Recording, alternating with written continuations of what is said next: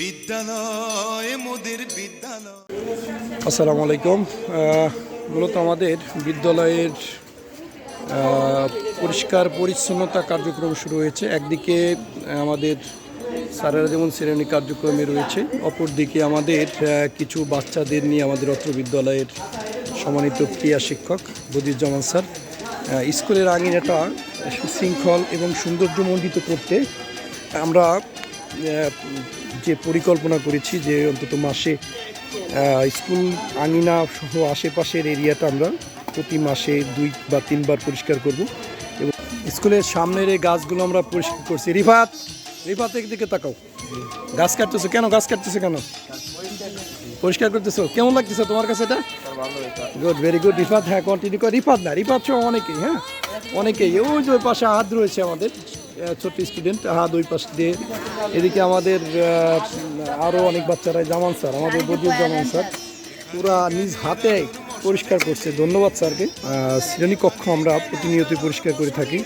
আমরা আমাদের বাচ্চাদের কিছু অংশ, অর্থাৎ বাচ্চারা অনেকেই ক্লাসে আছে, বাকি যারা 2-1 জন করে নিয়ে প্রত্যেক ক্লাস থেকে আমাদের বিদ্যালয়ের আঙিনা পরিষ্কার করছে। আমরা দেখতে পাচ্ছি আমাদের সম্মানিত ক্রিয়া শিক্ষক মহোদয় জনাব বদিউজ্জামান স্যার নিজ হাতে পরিষ্কার করছেন।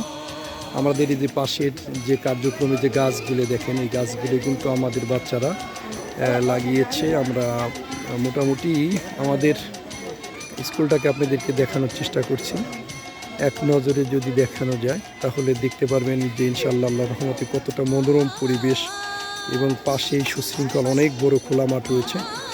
তো শ্রেণী কার্যক্রমের পাশাপাশি বাচ্চাদের এমন পরিচ্ছন্নতা কাজ শিক্ষা দিয়েও আমাদের একান্ত জরুরি। আমরা চেষ্টা করি বাচ্চাদেরকে নিয়ে সকল কাজে তাদের অংশগ্রহণ নিশ্চিত করা এবং তারই মাধ্যমে আমরা আমাদের স্কুলটাকে একটি সুন্দর এবং সাফল্যমণ্ডিত পাশাপাশি একটি ভালো স্কুল হিসাবে গড়ে তোলার চেষ্টা করছি। সবাই ভালো থাকবেন, দোয়া করবেন আমাদের জন্য।